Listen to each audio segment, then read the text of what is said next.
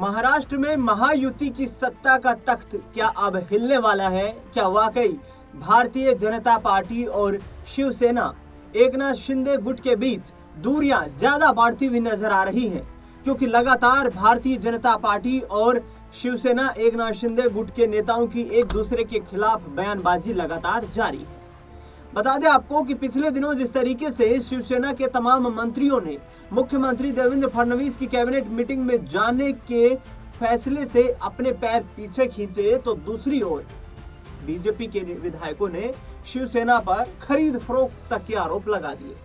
दरअसल बता दें आपको कि हिंगोली से बीजेपी के विधायक तानाजी मुटकुले ने शिवसेना एकनाथ शिंदे गुट के विधायकों पर आरोप लगाया है, जिसमें प्रमुख रूप से उन्होंने कलमनुरी सीट से शिवसेना विधायक संतोष बांगड़ को कहा है कि उन्होंने 2022 में जब सत्ता का तख्ता पलट हो रहा था तो उस दौरान बीजेपी से 50 करोड़ रुपए कथित तौर पर लिए हैं कि वे आने वाले वक्त में भारतीय जनता पार्टी को समर्थन देंगे। अब ऐसे में सियासी पारा चरम सीमा पर है। शिवसेना के नेताओं ने आरोप यहां तक लगा दिए हैं कि Bharatiya Janata party local bodies election, जिसमें बीएमसी का चुनाव सबसे बड़ा राजनीतिक चुनाव है महाराष्ट्र का, उसमें शिवसेना के नेताओं को तोड़ रही है, कार्यकर्ताओं और नेताओं को अपने पक्ष में करने की कोशिश कर रही है। अब आखिरकार क्या महायुति गठबंधन महाराष्ट्र में टूटता हुआ नजर आएगा? बता दें आपको कि 2024 में हुए महाराष्ट्र विधानसभा चुनाव में प्रचंड जीत हासिल करते हुए महायुति गठबंधन ने फिर से सरकार बनाने का काम किया था और विपक्ष का सुपड़ा साफ कर दिया था। ऐसे में इस पूरे मुद्दे पर चर्चा करेंगे। मेरे साथ मेरे वरिष्ठ सहयोगी अमन जी इस खास कार्यक्रम में जुड़ चुके हैं। अमन जी, कैसे देखते हैं ये बीजेपी और शिवसेना के बीच रस्साकसी, जिसमें एक तरफ शिवसेना कहती है कि बीजेपी हमारे नेताओं को पार्टी से तोड़ रही है, दूसरी ओर बीजेपी के नेता कहते हैं कि शिवसेना शिंदे गुट के विधायकों ने बीजेपी को समर्थन करने के लिए हमसे करोड़ों रुपए लिए हैं। किस तरीके से महाराष्ट्र की राजनीति आगे जाती हुई नजर आ रही है? देखिए दिनेश जी, अब हमें याद है कि जब शिवसेना दो भागों में बटी थी, उस वक्त भी ये बात खूब चर्चाओं में आई थी कि बीजेपी ने शिवसेना के अंदर फूट डालने का काम किया है और एक एक विधायक को करोड़ रुपए दिए गए। अब जबकि बीजेपी के विधायक खुद ये बात कह रहे हैं कि भाई ऐसा नहीं है कि आपने एहसान किया है, बल्कि हमने आपको 50 करोड़ रुपए की भारी भरकम रकम दी है। इससे आप अंदाजा लगा सकते हैं कि सत्ता के खेल में किस तरह से पैसे का बोलबाला रहता है और तमाम एथिक्स और तमाम जो विचारधाराएं हैं वो एक थैले में जाकर बंद हो जाते हैं। और यहाँ पर जो बातें कही जाए दिनेश जी, वो ये बताने के लिए काफी है कि महाराष्ट्र में कोई बहुत बड़ा पॉलिटिकल भूचाल आने को तैयार है, क्योंकि इससे पहले भी हमने कई दफा ऐसा देखा है जब एकनाथ शिंदे पूरी तरीके से बीजेपी गुट से खफा दिखाई पड़े। और जब नतीजे चुनाव के आए थे उस वक्त भी एकनाथ शिंदे के नाम पर चुनाव लड़ा गया था और चुनाव लड़ने के बाद बीजेपी ने कहा कि भाई हमारे पक्ष में चुनाव का माहौल बना, यानी कि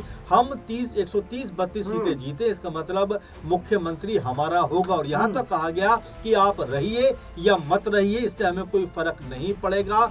हम ये चाहते हैं कि अब जो महाराष्ट्र के अंदर मुख्यमंत्री बीजेपी का होना चाहिए। और दिनेश जी, बाद में हमने देखा कि एकनाथ शिंदे लाख दुहाई देते रह गए, लेकिन बीजेपी ने उनकी एक नहीं सुनी और यहाँ पर देवेंद्र फडणवीस मुख्यमंत्री की शपथ लेते हुए नजर आते हैं। और बड़ी नानुकूर के बाद एकनाथ शिंदे उप मुख्यमंत्री बनना स्वीकार तो करते हैं, लेकिन उसको लेकर भी उनके मन में तमाम तरह की उस समय भी शिकायत थी, तमाम तरह से वो कहीं ना कहीं असहज थे। लेकिन चलिए, जैसे तैसे वो सरकार में शामिल हुए, मंत्री भी बने एक तरीके से। लेकिन अब ऐसा लगता है कि शिंदे गुट के कई नेता नाराज दिखाई पड़ते हैं। आपने देखा बीते दिनों एक स्ट्रिंग भी सामने आया था जब शिंदे गुट के जो नेता हैं उनको बाकायदा पैसों के साथ में होटल के अंदर दिखाया गया था और तब भी ये कहा गया था कि शिंदे गुट के नेताओं के खिलाफ कोई बड़ा षड्यंत्र रचा जा रहा है। तो ये तमाम ऐसे पहलू हैं, तमाम ऐसे मुद्दे जहां पर ऐसा लगता है कि शिंदे गुट के ऊपर लगातार दबाव बनाया जा रहा है। और अब जबकि कैबिनेट जो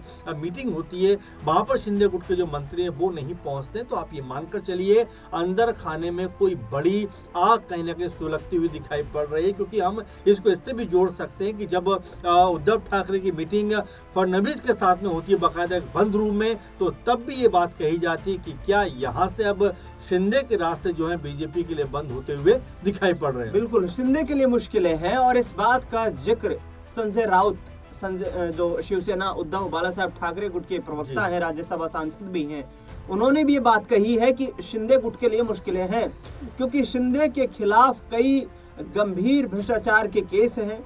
यहाँ तक कि देवेंद्र फडणवीस ने जिस वक्त महाराष्ट्र के मुख्यमंत्री की कमान संभाली, उस दौरान ही उन्होंने जो परिवहन विभाग है उसमें करोड़ों रुपए की वित्तीय अनियमितताओं की जांच के आदेश तक दे दिए थे, जो मंत्रालय एकनाथ शिंदे के मुख्यमंत्री रहते हुए उनके पास था। ऐसे में संजय राउत का ये दावा करना कि शिंदे कई तरीके के भ्रष्टाचार में फंसे हुए हैं, क्या बीजेपी भी इस चीज को भांप चुकी है कि कहीं ना कहीं मजबूरी में ही सही, लेकिन एकनाथ शिंदे उनसे दूर नहीं जा सकते हैं। देखिए दो बातें इसमें। पहली बात तो ये है कि शिंदे के नाम पे दिनेश जी आपको याद होगा कि पूरा चुनाव बीजेपी ने लड़ा, यहाँ तक कि कहा गया कि भाई मुख्यमंत्री का जो फैसला हम बाद में करेंगे, पहले चुनाव लड़ते हैं। और जब चुनाव में बीजेपी के पास अधिक सीटें आ जाती हैं और शिंदे लगातार इस बात की दुहाई देते रहते हैं कि भाई उन्हीं को मुख्यमंत्री बनाया जाए। यहाँ तक कहा उन्होंने कि भाई चलिए आप 5 साल के लिए ना सही, लेकिन कम से कम 6 महीने के लिए मुख्यमंत्री बना दीजिए। लेकिन बीजेपी ने उनकी एक नहीं सुनी। इसके अलावा आपको याद होगा, दूसरी जो बात कहना चाहता मुख्य, कि जो महिलाओं के लिए योजना शिंदे ने शुरू की थी, उसका बहुत बड़ा लाभ महायुति गठबंधन को मिलता हुआ दिखाई पड़ा था, क्योंकि महिलाओं का एक तरफा वोट यहाँ पर बीजेपी, शिंदे और अजीत पवार की जो एनसीपी है उसको मिलता हुआ दिखाई दे। लेकिन यहाँ महत्वपूर्ण बात यह हो जाती है कि जब चुनाव निपट जाता है,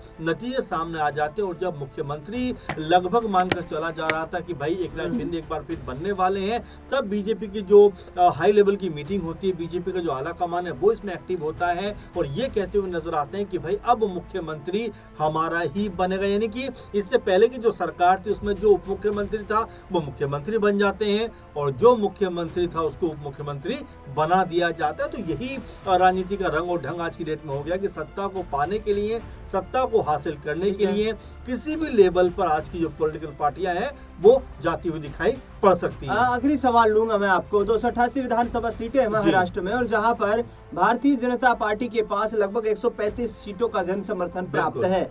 ऐसे में क्या एकनाथ शिंदे यदि यहां से अपना रास्ता अलग करने की कोशिश करते हैं, उनके गुट के विधायक यदि बीजेपी के साथ सरकार में साझेदार नहीं रहना चाहते हैं, तो फिर उद्धव ठाकरे के लिए क्या कोई यहाँ पर भी प्लान बीजेपी ने तैयार कर रखा है? क्योंकि महाराष्ट्र में लंबे वक्त तक ठाकरे परिवार ने भारतीय जनता पार्टी को समर्थन दिया। देखिए बिल्कुल, और राजनीति में दिनेश जी कभी भी ऐसा नहीं कहा जा सकता कि कोई भी किसी का दुश्मन हमेशा के लिए बनने वाला है। सब मौका परस्ती की बात होती है। अब इसी में घटनाक्रम अगर बदलता हो हम देखें तो जाहिर बात है कि जिस तरह आदित्य ठाकरे के साथ मुलाकातें होती, जिस तरह से उद्धव ठाकरे के साथ में गुप्त रूप से बंद कमरे के अंदर मुलाकातें होती है, तो ये भी कहीं ना कहीं सामने आता है कि 18-20 सीटें जिस तरह से उद्धव ठाकरे के पास में नजर आती है, तो अगर कोई संभावना बनी तो कहीं भी अगर एकनाथ शिंदे से अलग होना पड़ा तो उद्धव ठाकरे उनके साथ नजर आते हैं। और ऐसा लगातार देखा जा रहा है कि अब जो सुर है वो भी यहाँ पर शिवसेना उद्धव ठाकरे के बदलते हुए दिखाई पड़ रहे हैं। जो नेता है उतने आक्रामक बीजेपी पे नजर नहीं आते, तो बिल्कुल संभावना बन सकती है यहाँ पर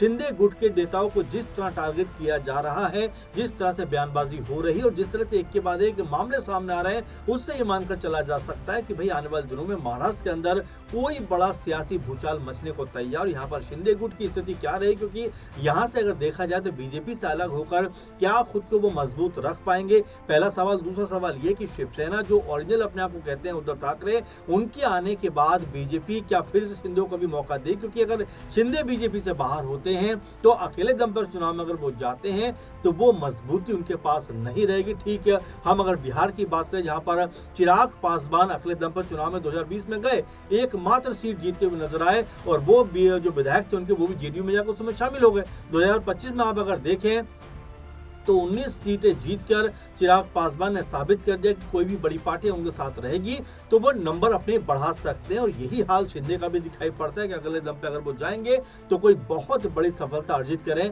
इसकी उम्मीद मुझे दिनेश जी कम नजर आती है। बिल्कुल, लोकल बॉडीज इलेक्शन में इसकी उम्मीद कम लगेगी, लेकिन देखना दिलचस्प होगा क्योंकि विधानसभा चुनाव से अधिक चर्चा महाराष्ट्र में लोकल बॉडी इलेक्शन की हो रही है। निगम कॉर्पोरेशन के इस चुनाव में क्या भारतीय जनता पार्टी महायुति को एकजुट रख पाएगी या फिर इंडिया गठबंधन का इस बार बोलबाला देखने को मिलेगा? फिलहाल के लिए इस खास कार्यक्रम में इतना ही।